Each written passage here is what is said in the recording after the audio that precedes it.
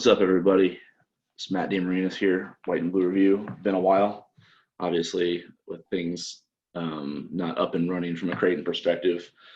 Uh, Content has been staggered. I apologize for that, but we're doing what we can to kind of keep everything moving until we get going again. For now, we do have former Bluejay, Jaylyn Agnew, now currently of the Atlanta Dream in the WNBA, doing her thing down in Bradenton, Florida. And we're going to get into some stuff for you today. We're going to talk about life in the league, life in the bubble, or the Wubble, as do you guys use the term bubble? Wubble? Some people don't like the term Wubble, but I like it. I think it's funny. You do like it? You're pro Wubble? Yeah, Wubble, yeah. Gotcha. Yeah, life in the Wubble. And then obviously we're going to get into some social justice issues, because the WNBA has been, pretty much at the forefront of being very outspoken, and despite the fact that they don't have the, financial resources to cultivate as much change as other professional leagues, they aren't shy about making sure their voices are heard about change that needs to happen in the country. So we're going to talk about that too. So Jaylyn, I do appreciate your time and opening up a window in the afternoon to talk about these things. And first and foremost, though, how are you doing? Yeah, doing fine. Just literally, it's eat, sleep, ball, repeat. Seriously. A simple life, but yeah, about simple as it can get, right? Nice. I guess what you probably had some preconceived ideas in your mind about what that would be like in terms of just going into isolation. I think when you first talked about it, maybe you made the comparison that it was going to be like a college campus environment, and maybe a summer camp style deal where you're away from family and whatnot. I guess how has the reality of the situation played into what you thought it was going to be so far? I would say it's similar. A lot of people in the league are comparing it to overseas. Obviously, I haven't experienced that yet, but just because of all the extra downtime that we do have. So, like, I told people, which I don't think I'd ever say this before, but I was like, honestly, like, if I was in college, like, I'd be okay with that right now, like with school, because I have so much extra time. Like, I could be doing homework, and I need something to do because I am so tired of watching TV all the time or reading. And so I was you need a new program then to study, right? Yeah, I know. I was like, should I go back and get my doctorate? Because I was literally so bored. I was like, I could be taking classes right now. But yeah, so like I said, the downtime, there's just a ton of downtime. So it's like people said, overseas. It's nice that our family's a phone call or FaceTime away. Thankfully, we have that. But it has been difficult, not especially with me in my case. Like, I was in Omaha training, and so I wasn't with my family there, obviously. Then I went home for like 3 days, and then they came here. And so I think that was probably the hardest part, was not seeing them even for that. And then I'm going to be freaking going to Russia within like 7 days of leaving here. So that's going to be hard too. But yeah, I would say the reality of it is a little not skewed, but from what I thought at the beginning, it's just a lot more extra free time. So yeah. What are those like when you do get time to spend with your family, or connect with them, I guess I should say more accurately? How valuable is that to, like, when you're in isolation, to at least have some semblance of that connection, whether it's like you said, through FaceTime or Zoom or what it may be? Yeah, it's super nice. It's like a kind of a little escape from everything, just talking to your family, friends, FaceTime a couple friends. It's just nice, I don't know, being able to step away for a little bit. It might be 30-minute phone call or like 30 minutes, but I don't know, it really helps your like mood and I don't know, everything else. They try to get you to stay up, it's feeling down. So I think it definitely helps I call my mom like 3 times a day. I mean, she calls me, but I call her too. We talk literally 3 times a day. So I get a lot from her. So yeah, but it's good. It's always obviously nice to hear them. But like I said, it just gives you a little step away from the reality of not doing a whole lot. How are they doing back home without you? They're doing fine. They're doing their thing. They just chill. Dad's obviously getting ready to start school. So he's been trying to work Microsoft Teams with me because he has to do it with his class. So I've been trying to get the technology down for him. So you're like a guinea pig right now then. Yes, pretty much. Mom's still working from home. I FaceTime them and I say hi to the dog, of course. So yeah, they're doing fine. Just they're hoping. I think they'll be able to. I think they're gonna start like golf lessons soon. So to get them actually doing something because they're bored of not being able to do stuff. So they're gonna try golf lessons. So I'm intrigued to see how that will go. Nice. You're a little bit ahead of them in that regard, aren't you? Yes, I would say so. How's your dad's knee doing and everything? Is he almost 100% or close to it? Yeah, he's on his Snap, so he's a Snapchat, and he'll post when he goes to PT every day. Not every day, but every day he goes to PT, and him on the bike, him on the treadmill, whatever, walking, jogging, I don't know, but looks better every time. So got it moving. So yeah, I think he's doing pretty good. Nice. How's Big Bro doing? Good. He's good. Yep. He watches the games. He's thankful sports are back for sure. Yeah. He was growing a beard out with no sports, and so that got shaved, thankfully. And so yes, he has enjoyed having sports back. So I know he's thriving. Nice.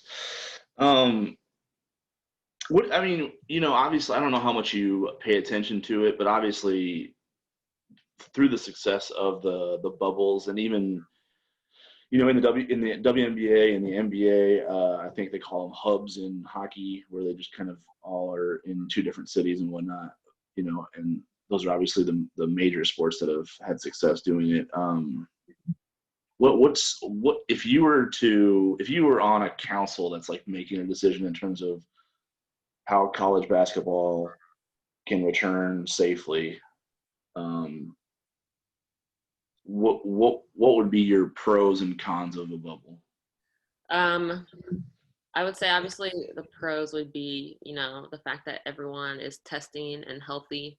That's obviously like a controlled environment type of situation. Controlled environment, yes. I don't know. I think it's good, like camaraderie as well. Like obviously with us, it's a smaller league. There's only 144 people that play. So like literally it's like getting to know other people or see them is like awesome.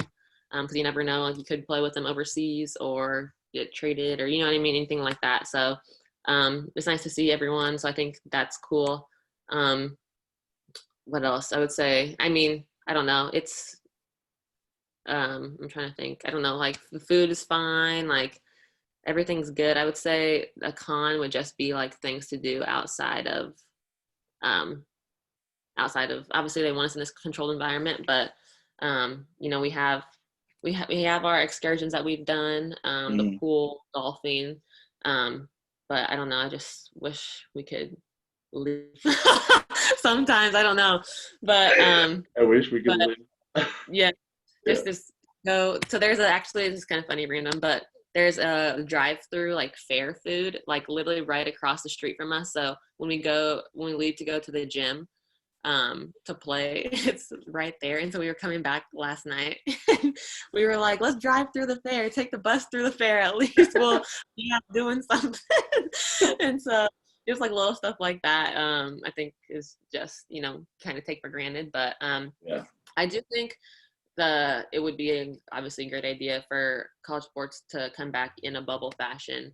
It's just definitely like the mental health of the players. And like I said, I think with them, because depends on who's still in school and who's doing online school and all that stuff. Like, I think that would take a good chunk of their time so that they're not like just wallowing in, you know, like how Waiting they for perform. practice or yeah. Yeah, exactly. Like how they performed or what's practice going to be like, you know, stuff like that. So I think just finding ways to use that extra time that you're not on the court to be productive or I don't know, it's just probably a big thing.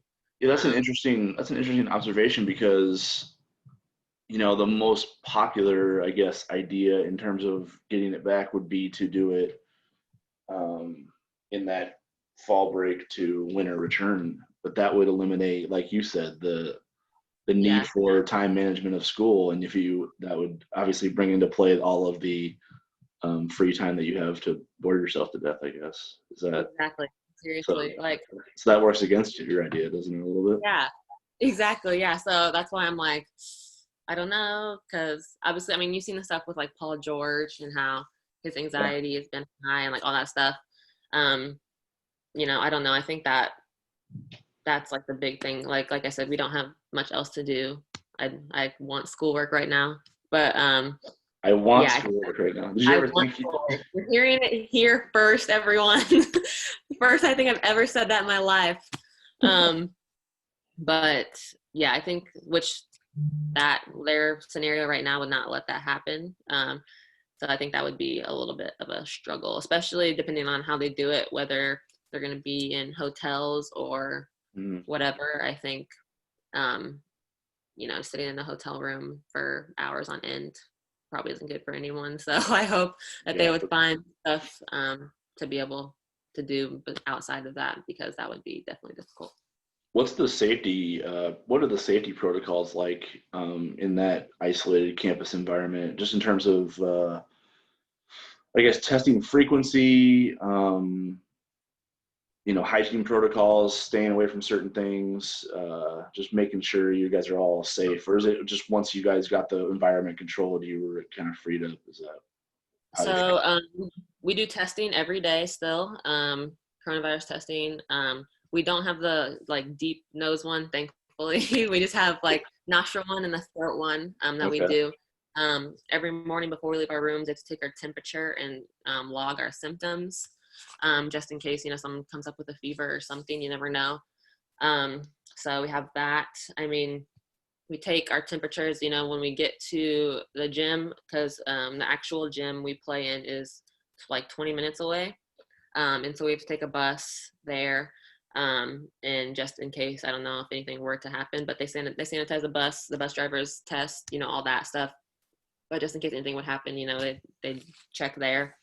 I mean, yeah, like everyone still gets tested. I don't know. I think it's very, very safe. Like I told people, like, I'm probably in the safest place in the world right now, because really?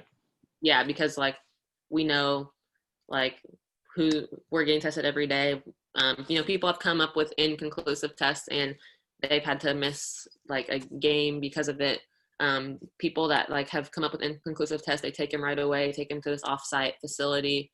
They have an offsite hotel that they stay at until they have like a couple negative tests in a row, or if they would have symptoms, which would have been earlier, because obviously everyone now is COVID free. But so they have a whole other place to like quarantine people, just so that when they get in here, they're actually like free of it, or don't make sure they don't have it. So like I said, we're like in the safest place in the world right now.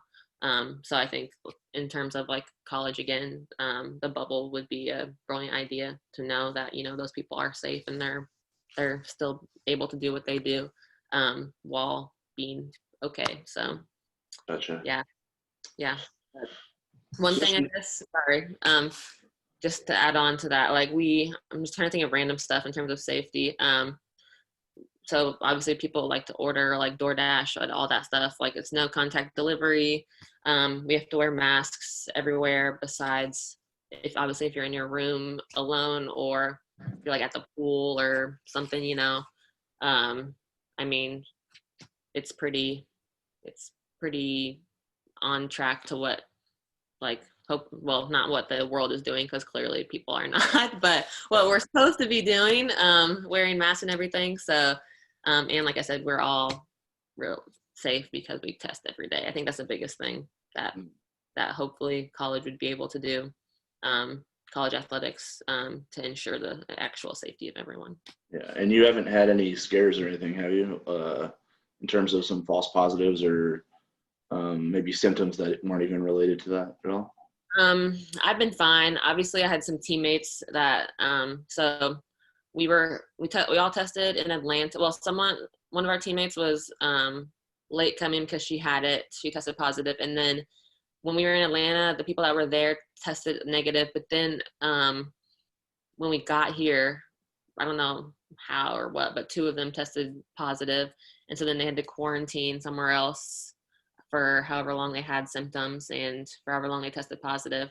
So that was just like a couple people on our team. And so they were the only 2 people actually that, like, when they got here after testing in Atlanta and coming here, that they had positive tests. And so I was, like I said, so they contracted it then through the travel, then is that the assumption? I guess the only place, so since we were the closest, we actually bused. Okay. And so I don't know, because we stopped one place to get lunch, I think. And then, yeah.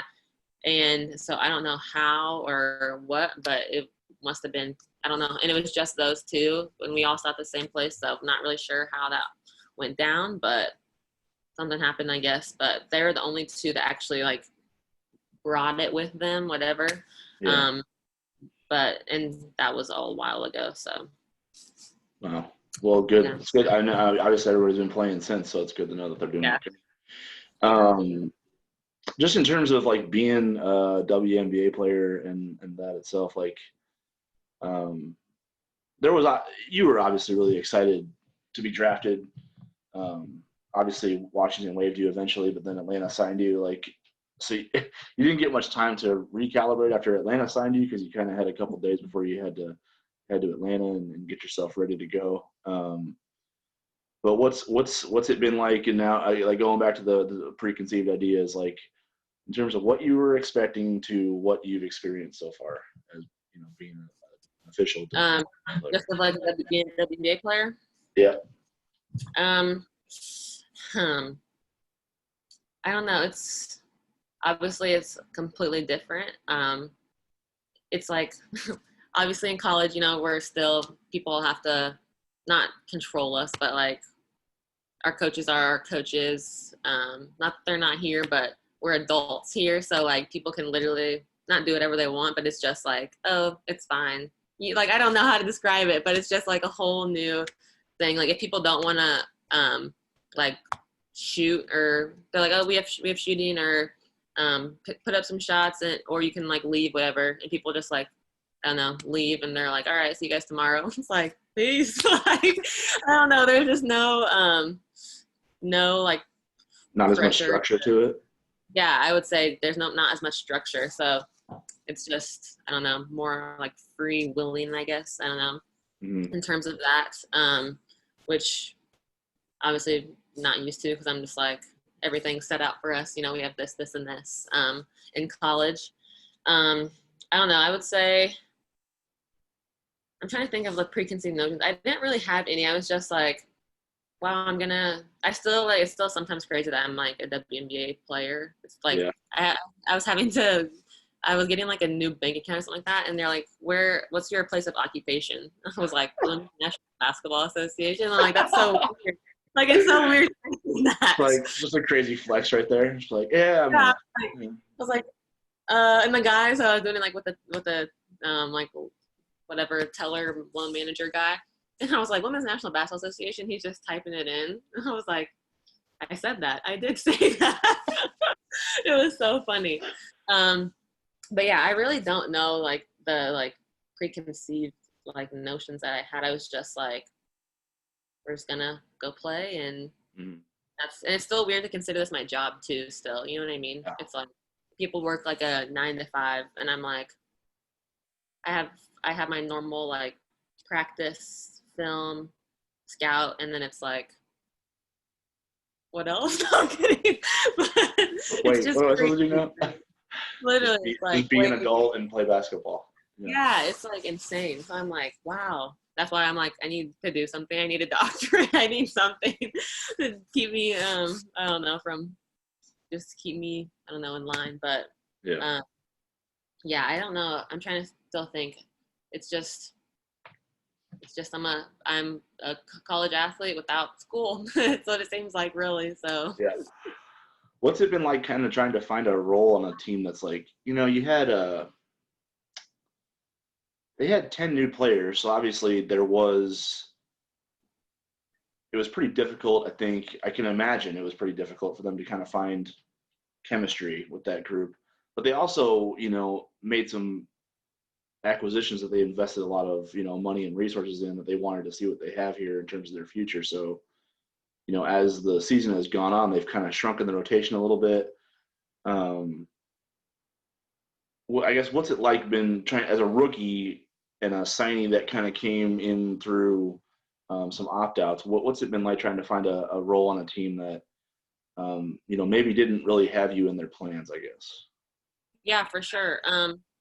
Obviously it was tough. And like as a rookie, unless you're like picks 1 through 10, like you're probably gonna maybe play a little bit, not play that much. And so I knew going in I probably wasn't obviously gonna get a ton of playing time. And considering our roster, but I think it kind of goes back to like my redshirt year, Mm-hmm. very similar in that aspect. Having like my extra lifts and extra shooting workouts, and just being like a kind of like a cheerleader on the bench a little bit. But we have this thing before every game. We have our bench mob, and so we like have a little breakdown as the starters go out. We have our little thing with all the people on the bench, and we always say, whether you're in there for 30 seconds or 30 minutes, contribute, do what you can. So I think that's a nice little thing that we do just to keep us all Engaged. uplifted, engaged. Yeah. And so I don't know, like I said, it's been tough. 'Cause sometimes, you play, sometimes you don't play. And that's the one thing with redshirting, you obviously knew you weren't going to play. But Mm-hmm. it's like, am I going to play? Am I not going to play? Still have to be engaged with everything going on. And in the game, scout, all that stuff, just in case your number does get called. But yeah, I mean, it's been fine. It's just an adjustment, going from playing 38 minutes to Right. not as many. So, but yeah, it's just all learning curve. Still, obviously, had to learn like how the W does stuff in terms of different actions that they run, a lot of ball screen stuff, new terminology, like all that stuff. Still a learning curve. I still sometimes don't know what some stuff means. But I mean, for the most part, yeah, it's been just a learning curve, and hopefully I can take what I have learned to Russia, and then hopefully back in the W. Mm. It looks like, from when you do get some run, it looks like they have a pretty, structured system for what they want to do to free you up to let you do things. I think, they run you off a lot of stagger screens and things like that, and, try to get you on a catch or off the move. What's that adjustment been like? 'Cause I don't know if, correct me if I'm wrong, but I don't know if you were catching on the move a whole lot on, at CU. I think there was more of, everybody was moving type of deal. Exactly. Yeah. It's definitely been different, coming from motion based to we're definitely ball screen heavy league, like throughout the entire league. And so it's like, I literally, I told someone the other day, I was like, I don't think I've ever could say like my mid-range game was great, but I've shot so many, like the last like 3 months, just from all the drills that we do coming off like ball screens and stuff, that it should be freaking good by now. So, but yeah, it's just a whole different way. Not to play, but I was just so used to being in that motion offense, for so long. That's still an adjustment. And obviously I didn't come off the many ball screens playing the 4. So, Right. doing that has been an adjustment as well. So it's just, yeah, a whole new kind of way to play for me. And so just trying to, do that. And I would say I think it was the Phoenix game. I had a ball screen and like pass to, I think it was Monique Billings. And I was like, wow, like I actually did that. Like, I was like, oh my goodness, I've been working on this and I actually did it. Like, wow. I was just so not used to doing that ever. And so, Talk about the little pocket pass thing. Yes. Yeah, I know. Like, I don't think I've ever come off a ball screen and thrown a pocket pass like I seriously, I was watching you do that. I was like, whoa, she can. I was like, I don't think she did that at all at CU. That was pretty slick. No, literally, no. I was like, I rarely came off ball screens. I always was like, do not set me a ball screen. And so now I'm like, I think back and I'm like, wow, I should have had more ball screens set for me because I'd actually know what to do. Got some moves here. Yeah, so yeah, like it's been a learning curve, obviously, but just a whole new way to play.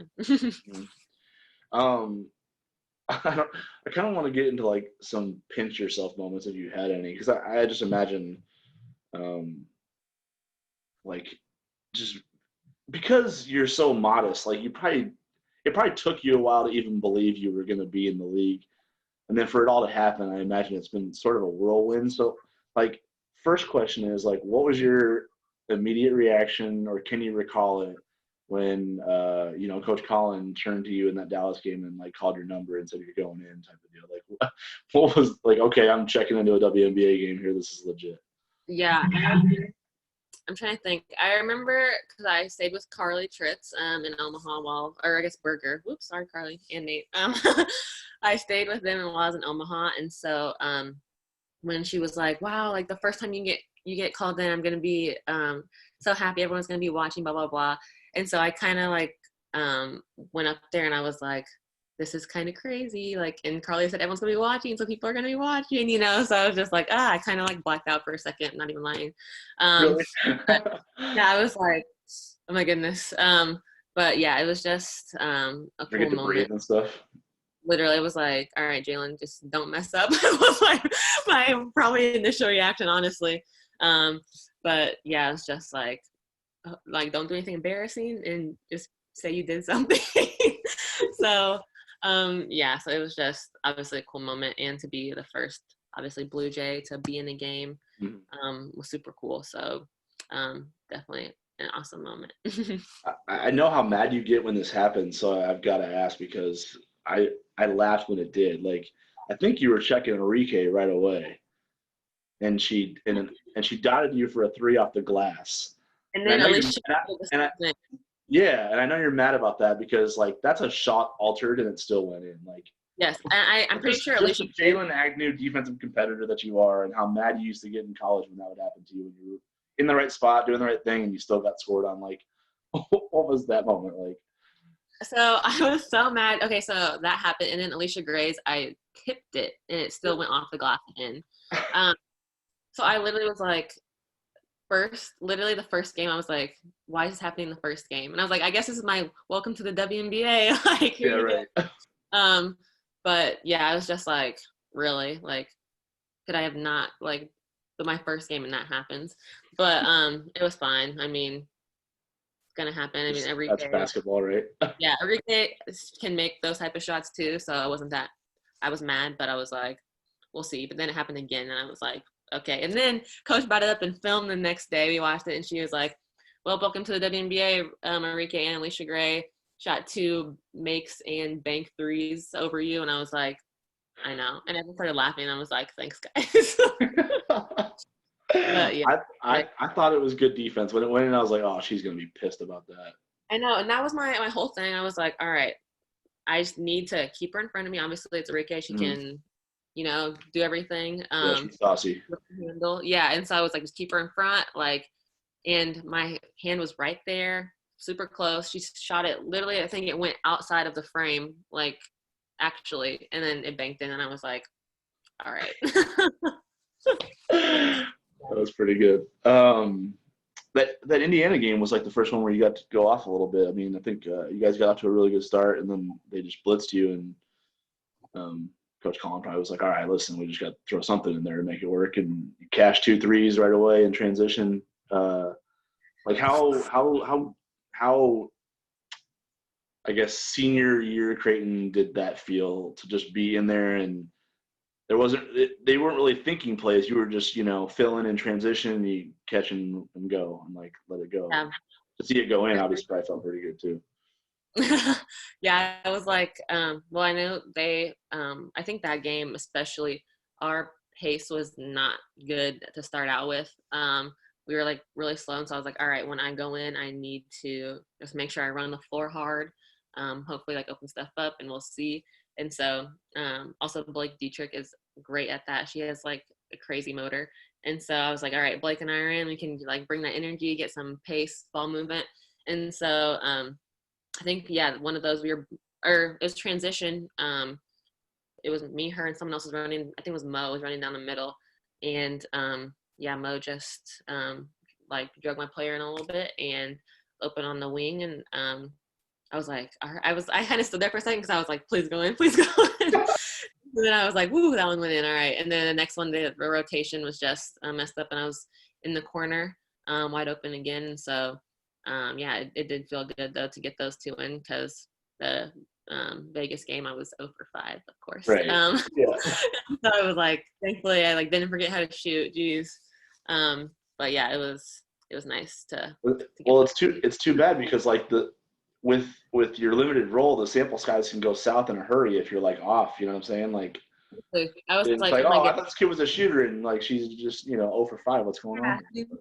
Shooting 20% for the year because I've made 2 out of like 15. I don't know. I'm kidding, but yeah. So I know it's weird, the sample size. We always talk about that, like in our scout, especially.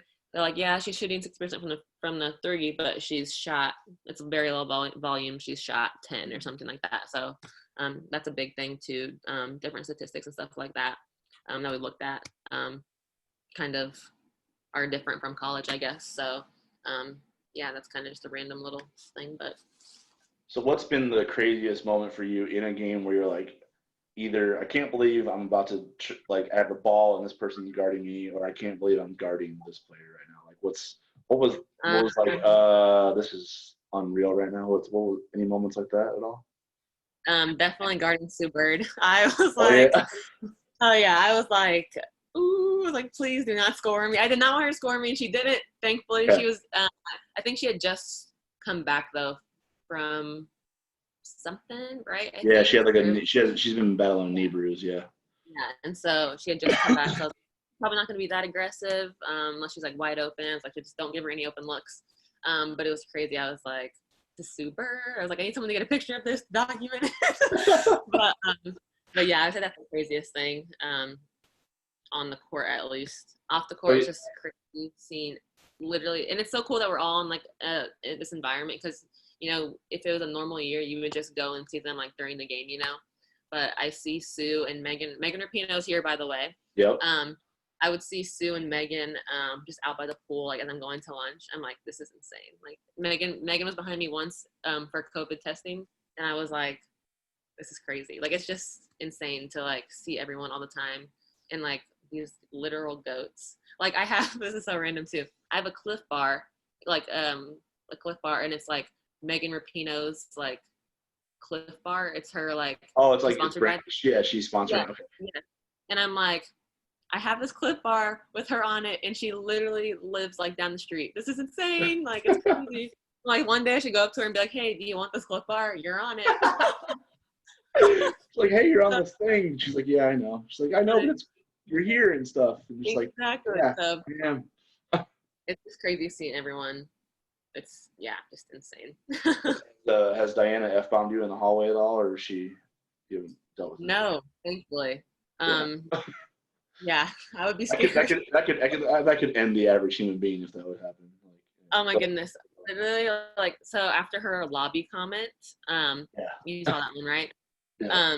The next day we saw her, she was outside, I think it was like during lunch, she was outside talking to someone, and I was like, she was getting ready to see someone in the lobby. She had this like, so the way she was talking to someone, I think it might have been Sue actually. She seemed a little like heated still. And I was like, oh gosh, I'm like, DT's about to find this ref in the lobby and do something. But like I said, it's just crazy seeing them like all the time. And it's just like, like you can't help but to stare. It's like DT is the like goat, and it's like, you know, it's crazy. Right. And I think Sue mentioned something like that too, because Indiana was talking some trash about her not playing against them or whatever, and then She was like, I think they forgot they had to see me in the lunch lines and the stuff lunch like line, yeah. No, it's so true. It's like you'll be next to them, and you're like, hey, you're like, that was Sue Bird. Like she gave me the other day. She was with a group of people or something like that, and I was talking to them. She gave me a thumbs up, and I was like, guys, Sue Bird just gave me a thumbs up. It's just like crazy. And then obviously like you can't fangirl because it's like he's like a coworker kind of. Sure. But then it's like I'm still fangirling. I don't care. You know, like so. You're like screw it. Until I'm at that stature, I'm just gonna go nuts. Yeah. Really.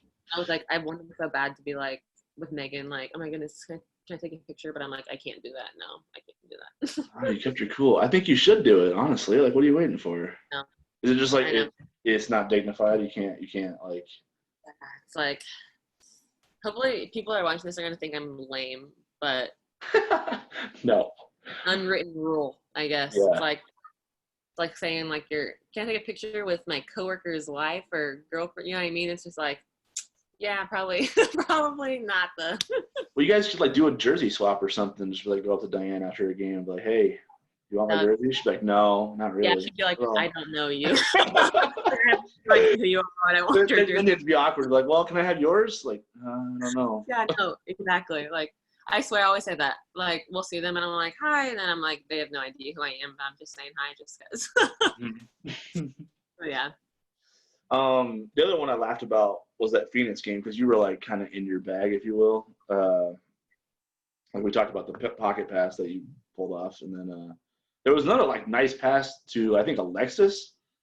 Oh yeah. You came off a ball screen left and like left your feet and like Yeah, got all Steve Nash with it and stuff. And I was a little upset that I left because I hate doing jump passes. I don't know, just like the fundamental person in me. I was like, don't ever do that. And then I did it, and I was like, thankfully that worked because I hate the bucket. But yeah, it worked. But it looked slick. It looked like Diana like out there. She's like, oh dang, she's just like knows where to leave her feet and like hit it. Yeah, and then also the worst part is. Don't get me wrong, love my Big East fam, but did you see the Big East when they were like, our 2 player of the years, Diana Taurasi and Jaylyn Agnew going against each other, and I'm like, do not do that to me. I'm like, Diana Taurasi, I'm like, I know. Well, I might not even get in the game. Like, are you kidding me? Like, I'm not joking. I saw that and I like immediately like thought back to that what was that thing they did? It was like a live chat with like Sue and Megan and Diana or whatever. And where Diana was just like, I just want to kill every rookie I see. Yep. And the Big East tweets that out. And I'm like, are you trying to get Jaylyn killed on national television? Like, what is... I was like, I really don't think she like, if she does have a Twitter, but I don't think she like runs it. Cause I'm like, if she were to see that, she'd be like, who is this girl? You know what I mean? Right. So I'm like, thankfully, but no, literally, I was like, they're really going to do that to me? I'm like, that's Diana Taurasi. I'm like, you cannot compare me to Diana Taurasi. Like, just hit me up in the replies and, like, leave Diana. Yeah, literally. I'm like, just don't even, like, why even put my picture up there? Put hers and be like, maybe Jaylyn might get in the game. I don't know. That is too funny.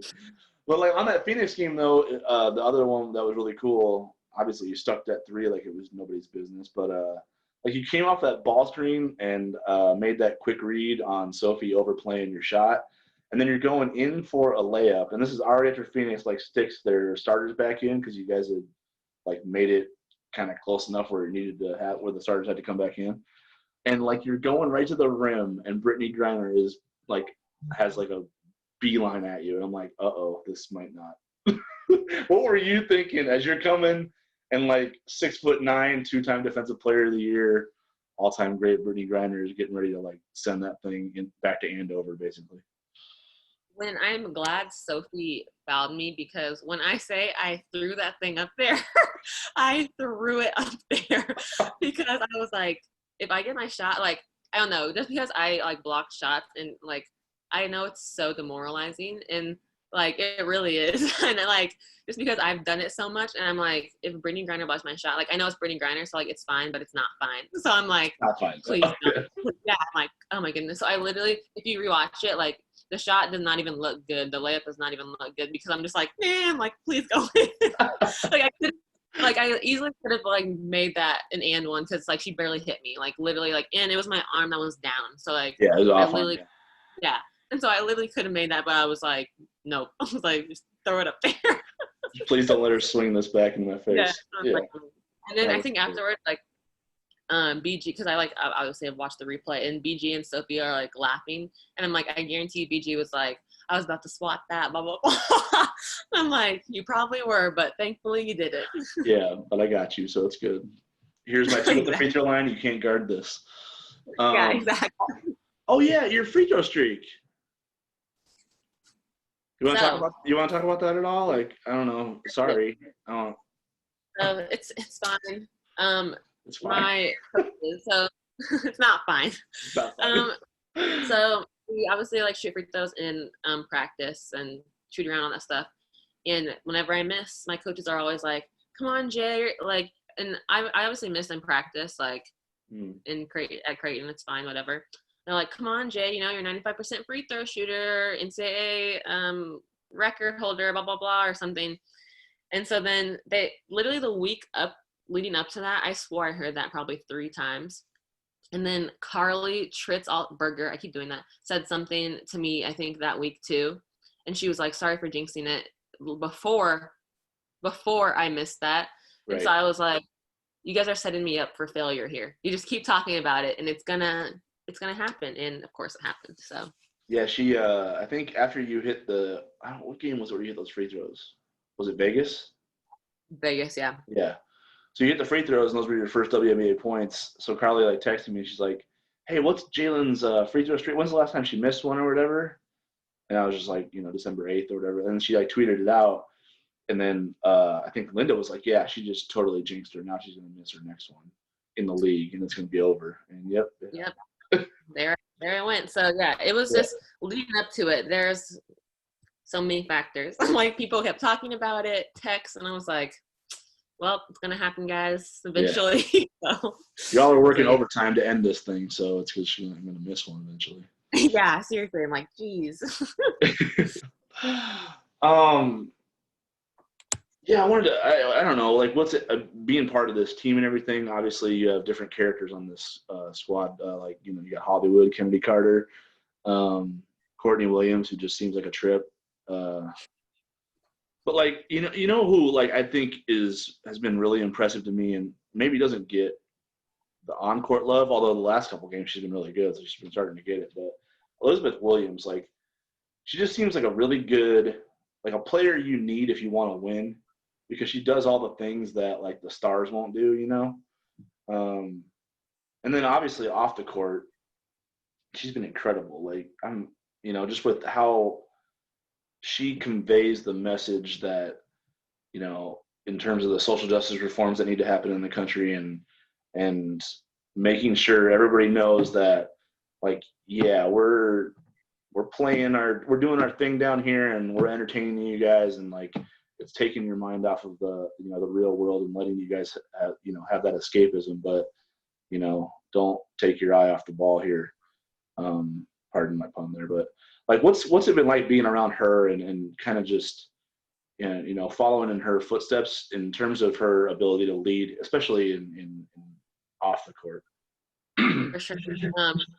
He's like I don't want to say perfect because no one's perfect, but she's like the perfect leader. Like seriously, really?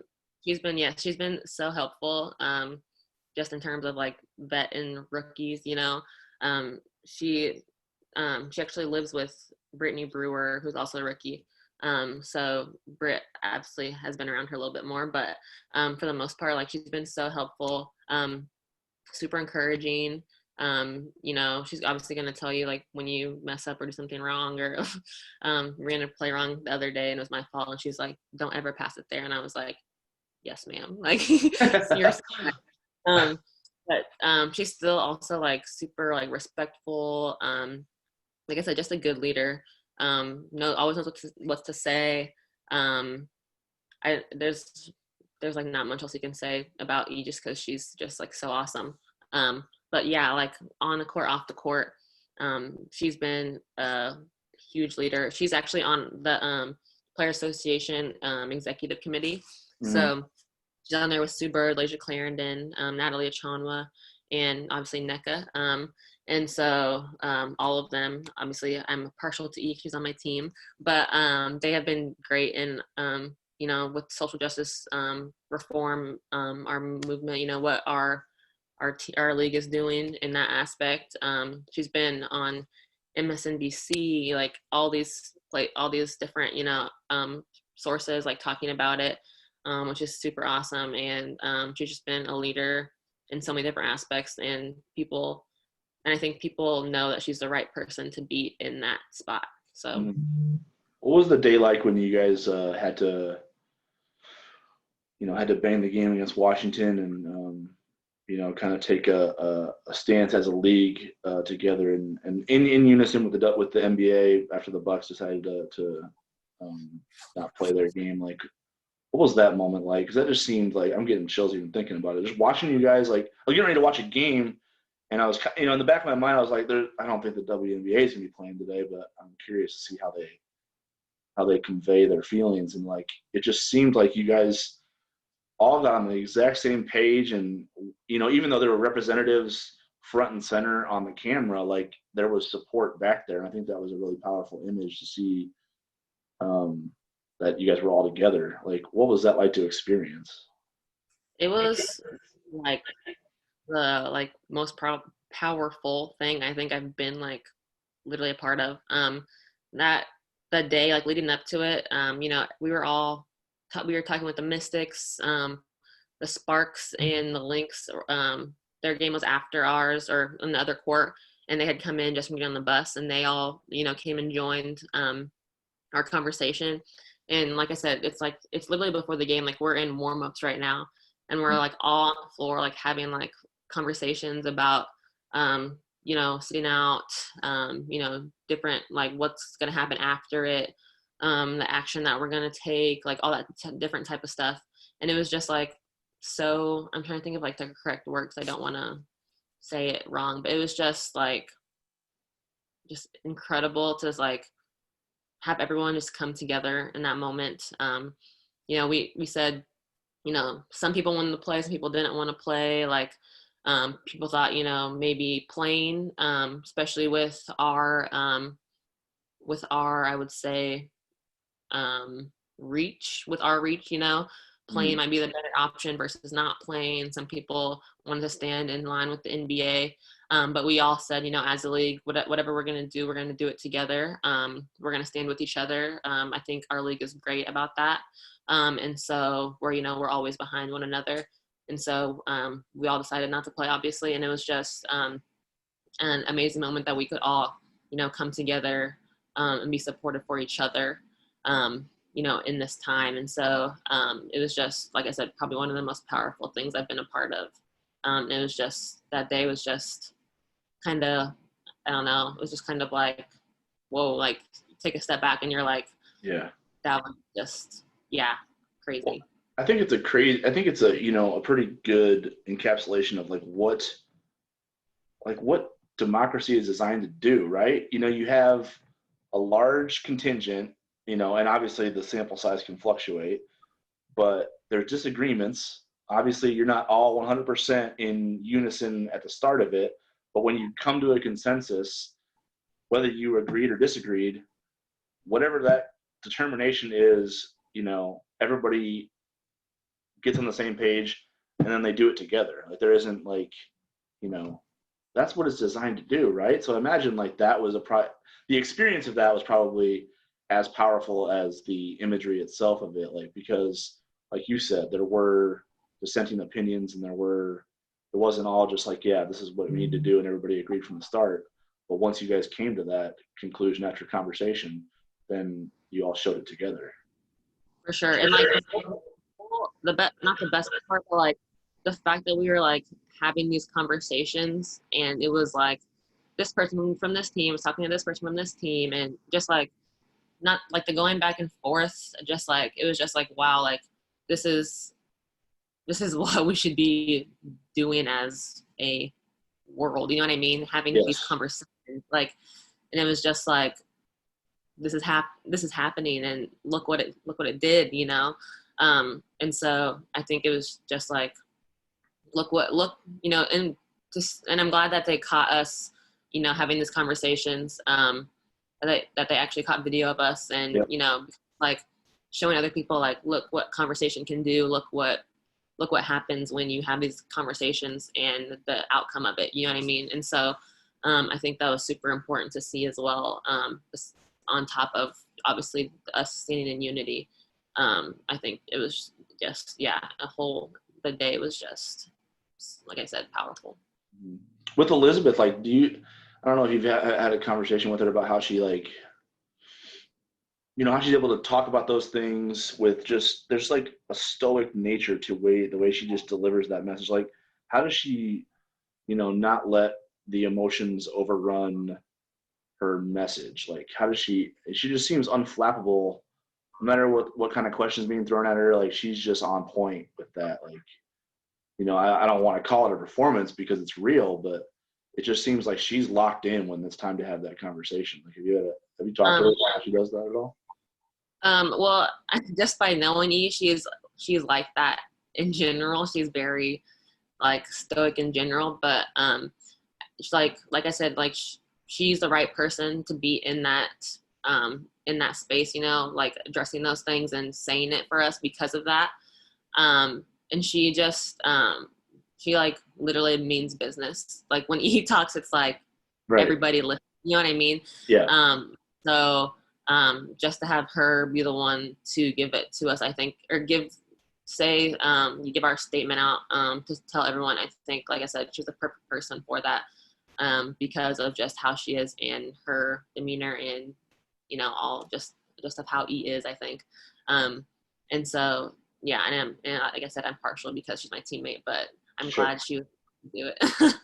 Well, she's not my teammate, and it's impressive. So it's not, you're not alone.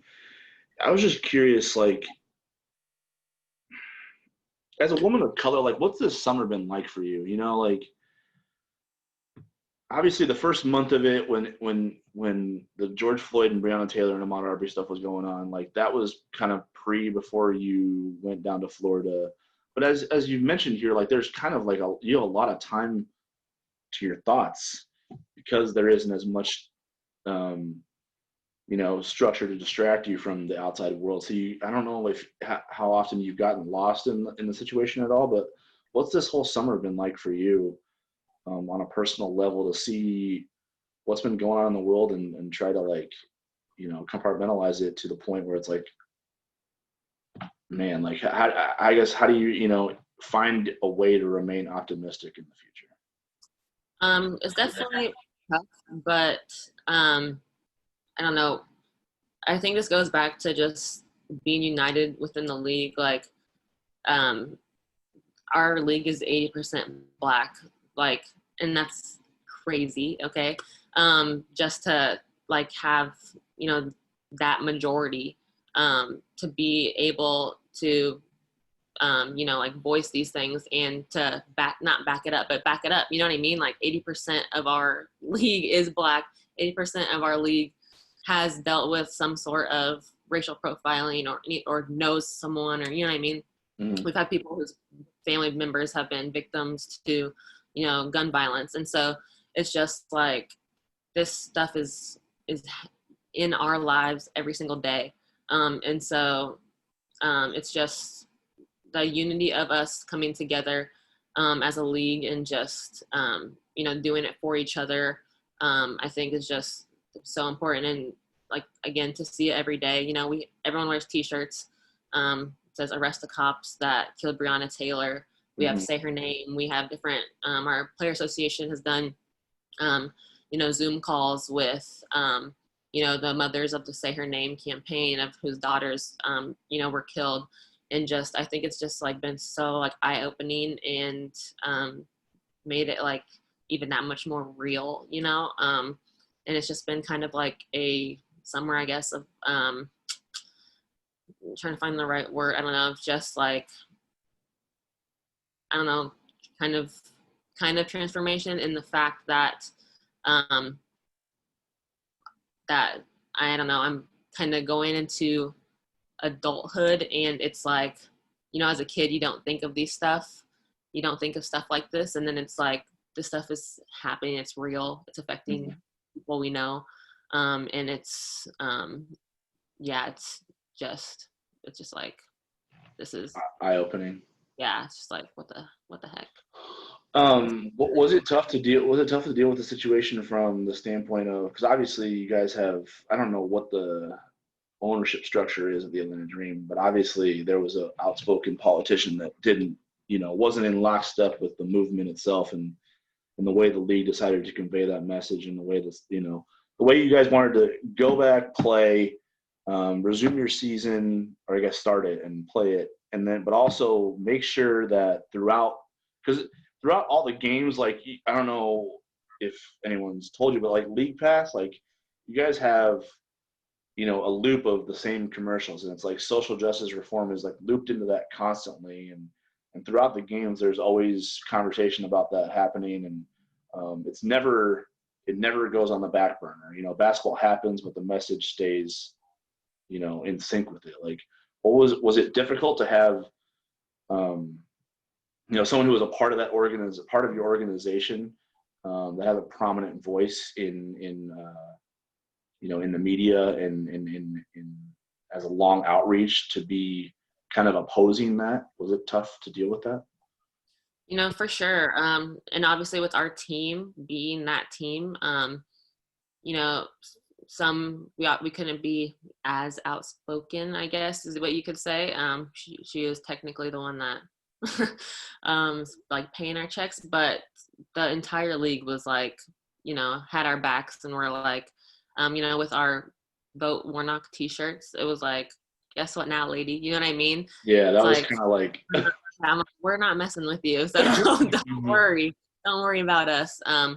But it was definitely difficult. We as a team, we had we were in quarantine, and we had a Zoom meeting with our coaches and one of our mental health specialists, just to have a conversation about like how it's felt to have literally our owner not support us, and so we've had conversations about it, and again with the whole league. The dichotomy of that isn't helpful either. Like, the fact that she's in the position of power, trying to tell the subordinates, if you will, that happen to be a majority women of color, to kind of like get in line. I'm not in support of you. Like, that goes back to like, the whole origin of the problem.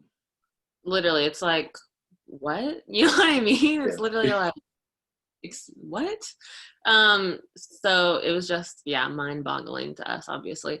But like the conversation like we had as a team, our statement that we made, the whole league backing us again. I think, it's like, we're sure you don't support us, but we don't support you. You know what I mean? Like, whatever. And so I think, I don't know, our team handled it well, for sure. I mean, we had other team member or people from other teams, tweeting at her, literally at her. Yeah. And so we were like, thank you, like something's coming from us too. And so, it was definitely difficult, but that's the way we rallied together as a team and the league again, just made it that much better to tell her off. I don't know if you've thought about this at all, and I don't mean to put you on the spot if you haven't, but like, in some ways I feel like this is, I'm responsible for the nature of sports being the distraction that can't intersect with politics in real life, and like why it has, why you get the stick to sports, because when we talk about you as athletes, we only talk about the athletic achievements, what I'm saying? Like, so in some regard, it's the job we have to do, like, because we're there to cover the athletic portion of your life. and how it affects, what Creighton is trying to do, and it's just basketball, right? But I've been thinking about this a lot, like this whole summer, and it's like, is sports media helping enough to humanize the people that we cover? And I think in regards to like talking about your accomplishments as a basketball player, it's not dehumanizing to do that, but like you have a master's degree in organizational leadership, and you got it while you were doing all of the great things as a basketball player. And I'm like, I started thinking about that. I'm like, why was that not part of your narrative as much as the 3-pointers or the block shots or the wins and stuff like that, And I just wonder if there's more responsibility on us as people to humanize the athletes we cover. And the question it made me think of for you is, basketball is going to come to an end eventually, you know what I mean? And you're going to have a life after that. And I just wondered, like, because that doesn't define who you are, it just defines a part of what you have done in your life. I wonder, like, have you thought about who you want to be after basketball? Have you thought about what that master's degree in organizational leadership, I know it comes from a business management standpoint, but it also comes from a standpoint of like what you've already dealt with, of having a collective of ideas come together and deciding what the best course is, and then getting everyone on the same page and then executing it. Have you thought about at all what that world, what that part of your life, what you want, how you want it to look, how you want it to play out after basketball is done? And before you start, I apologize for putting you on the spot, because I know it's a heavy question, but I'm just curious. I don't know. I would say I haven't thought about it much. Obviously, it's like playing in the league. We have women who are literally 40 years old, which is crazy. And it's like they've been playing like for literally their whole lives. And I always think like about them. I'm like, oh, I wonder what, Diana Taurasi and Sue Bird are going to be coming to end, what we're going to do next, but I've actually never thought about it for me, just because I hope that that's not there yet, right? Yeah, exactly. But yeah, I haven't really thought about it. I don't know. It's like you said, it's kind of a heavy question, but it's like you said, I mean, I'm dealing my organizational leadership stuff. Like, there's so much stuff in the conversations that we had, for example, the day we set out, that like I learned about in class, or I could apply some stuff, you know what I mean? And so even like stuff like that, is going to be applicable in so many different settings, whether that's in sports, out of sports, in life in general. We were talking about like majors and in classes the other day, and I was like, with our team actually, and I was like, everyone should have some sort of like leadership class or something, because obviously sports, it's important there, but like in life in general, like it can be so helpful. And it's like sometimes crazy to think like people don't think like that, just because I've been in sports my whole life, and took these classes, whatever, and it just seems like just like second nature to me, kind of. But it's like people don't do that. Like, that's insane, you know what I mean? And so I don't know what that's gonna look like, but I know it'll apply in whatever I do. But yeah, it's just I haven't thought about that much, because I hope that's far in the future. For sure.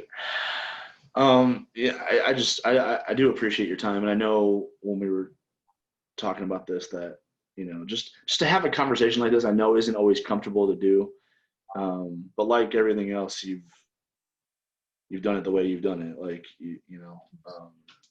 composed and concise, and I do appreciate your ability to like kind of like tap into your emotions, which I assume I can't even imagine what they are. As you watch the world, kind of like bring this subject front and center. But I do very much value your opinion. I appreciate the time that you've spent here talking about these issues, and also the fun you've been having in the league, because it's been fun to kind of watch you go to that level and kind of get what you've earned in that regard. Thank you. Yeah.